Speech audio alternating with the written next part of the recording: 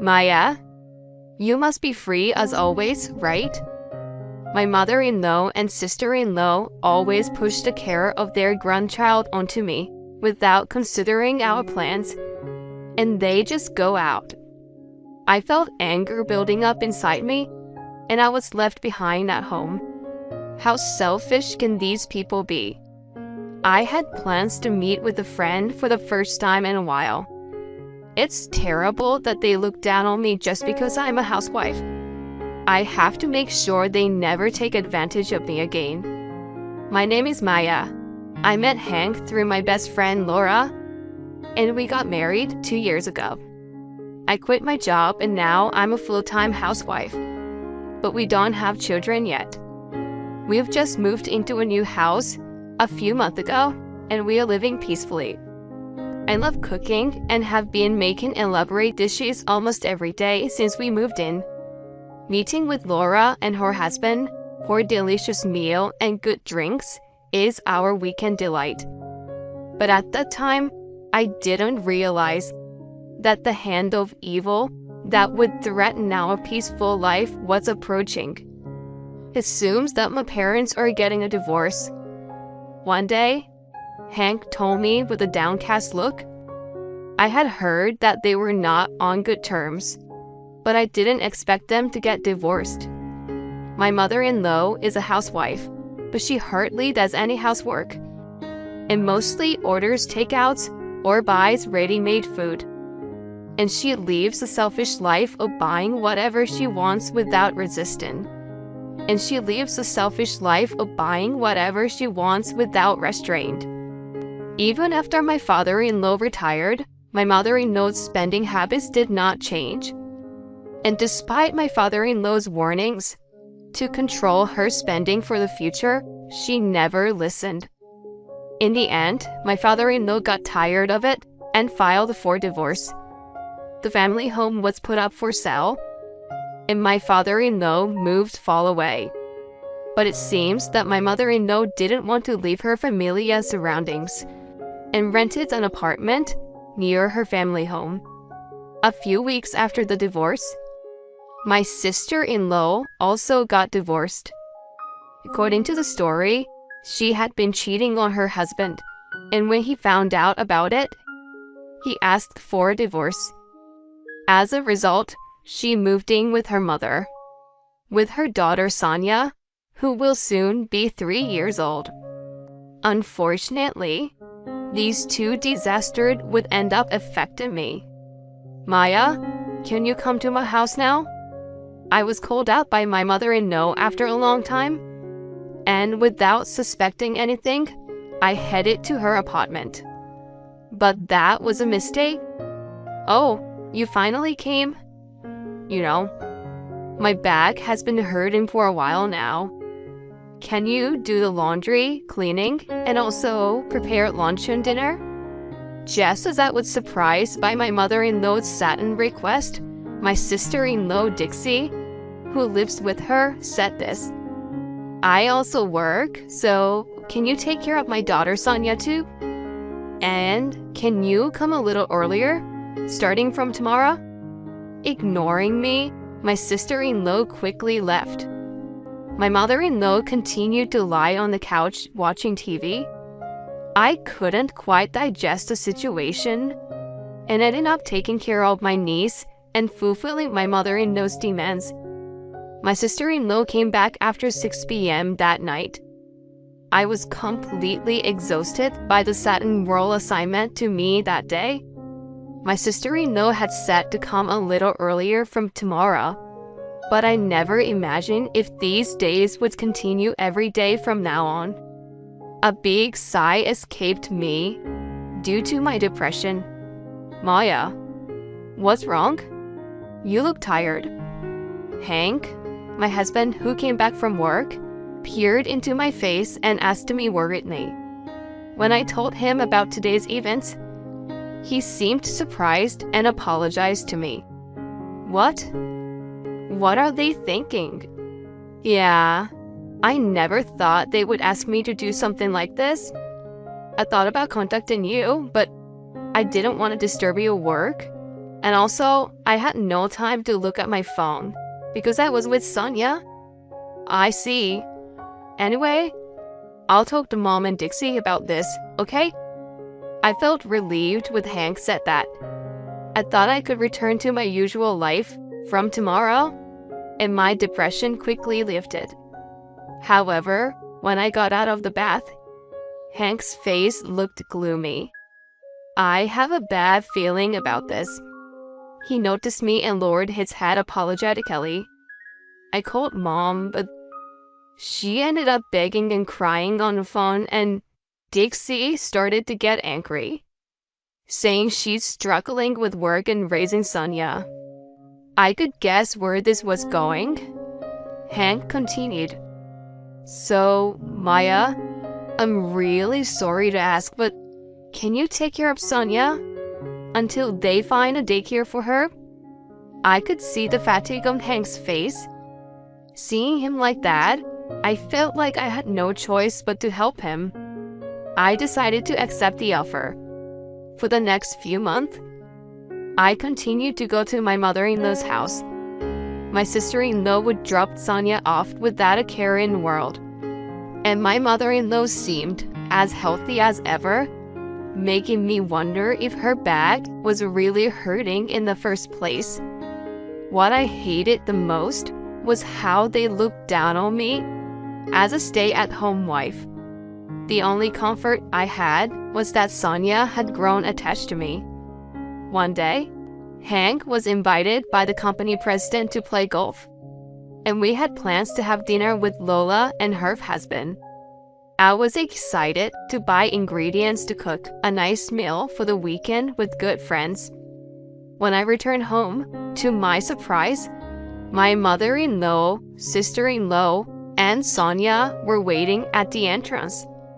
Hey Maya, where have you been? You kept us waiting for so long. My sister-in-law shouted at me as soon as she saw me. What's going on? I was surprised by their sudden visit, especially since it was a holiday and my husband was out. It seemed like they had come to our house when he wasn't around. Just open the door already? My mother-in-law rushed me and entered the house without permission. Then my sister-in-law spoke up. We were planning to enjoy the holiday today. You're probably free, right? Maya? I have something to do and Mom is having lunch with her friends. So we're leaving Sonia in your care, okay? After finishing some snacks, they left Sonia with me and went out. Taking care of Sonia while preparing dinner would be difficult.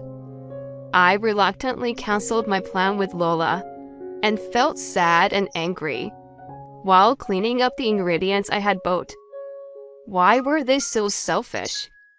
Ever since I started going to my in-laws' house, my household chores doubled. Taking care of the child also doubled my physical strength. On weekends, I was often too tired to keep my promise with Lola.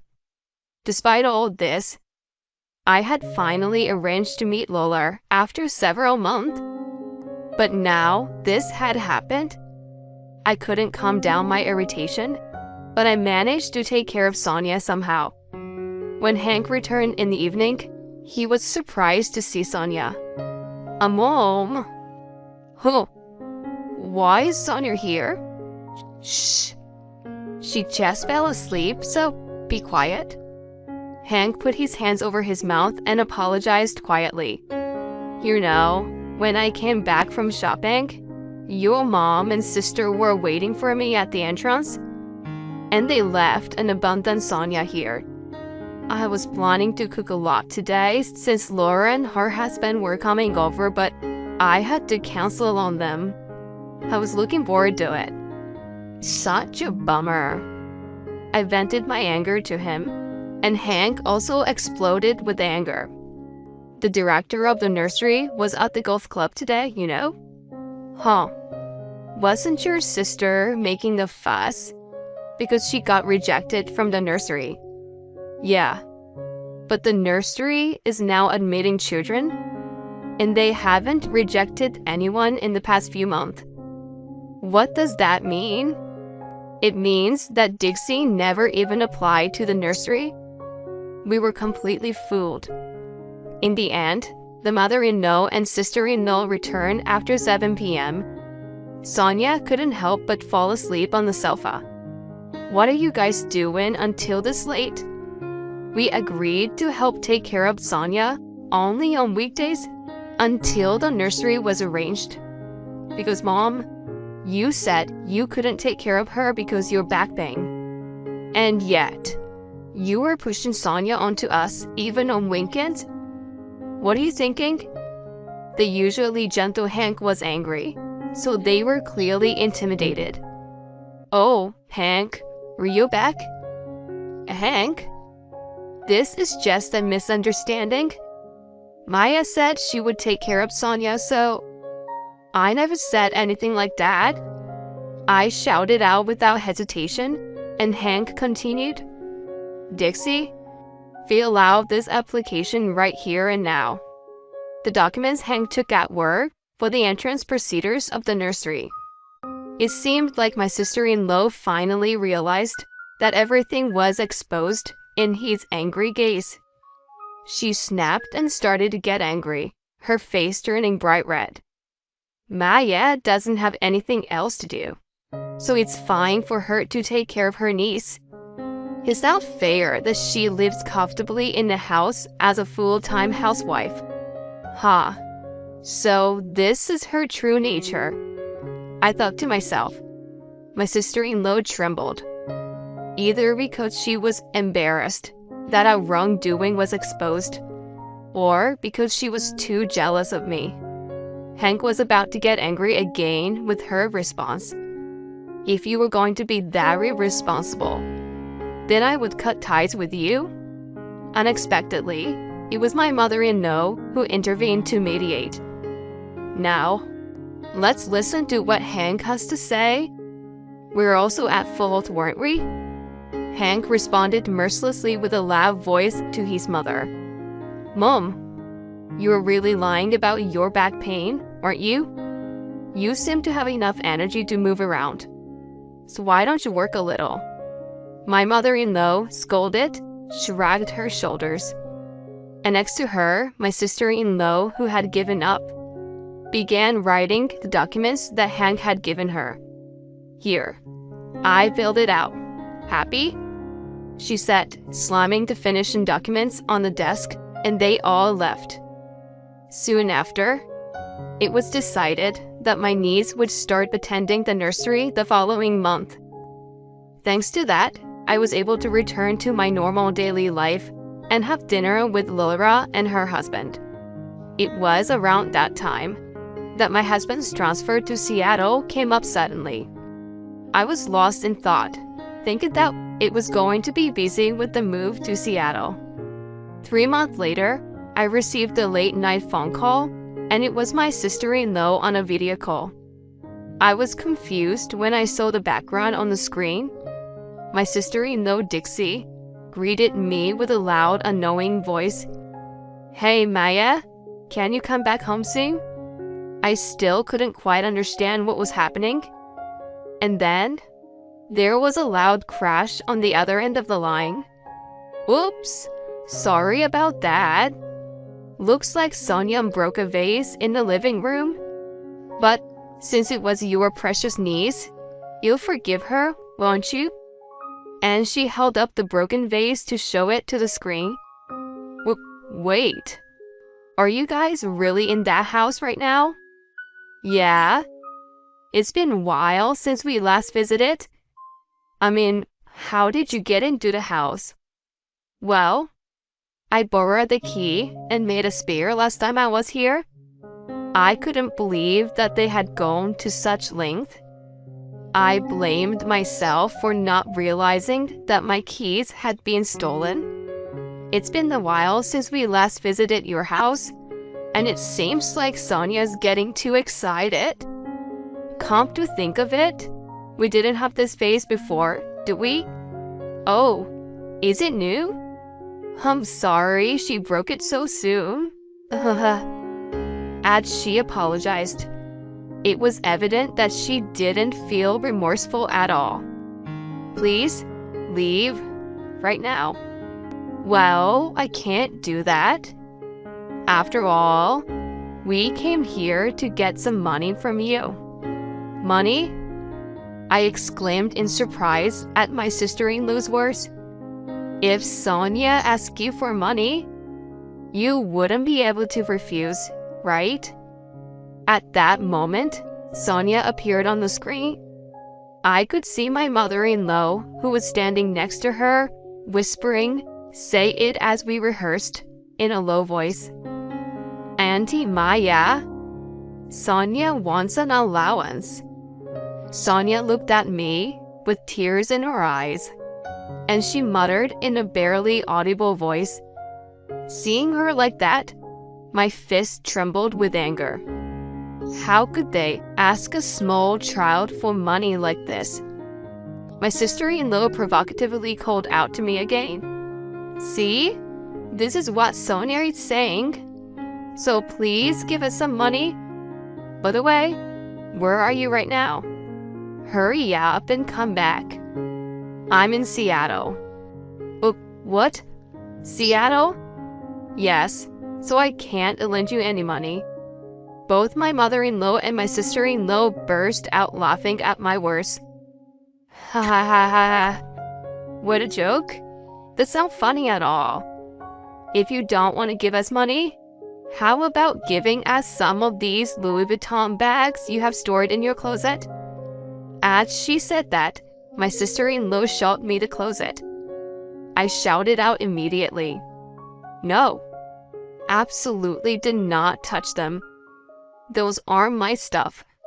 However, my advice fell on deaf ears, as they continued to search for brand-name goods one after another. And if it wasn't yours, then whose was it? You think I'd be fooled by such a lie? No, it's all mine. Huh? Who are you? Standing there was Lola. The truth is, my husband and I had moved to Seattle as planned due to his transfer. We kept it a secret from my in-laws to avoid any complications. During our relocation, Lola's family agreed to live in that house, but the key exchange didn't happen due to the sudden move. I asked Hank to contact Lola and told her to call the police right away. After talking to my husband, Lola told my mother-in-law and sister-in-law the following. "The police will be here soon. We will sue you for illegal entry and property damage." Their faces turned pale instantly. "Maya, what does this mean? You're lying about the police, right?" "No, not lying. I warned you not to touch it because it's not mine." My mother-in-law opened her eyes wide and started blaming my sister-in-law instead. "It's all your fault, Dixie. I never intended for this to happen." "Hey, Mom, you were the one to come up with the idea of asking for money? I never thought of that myself. It's all your fault."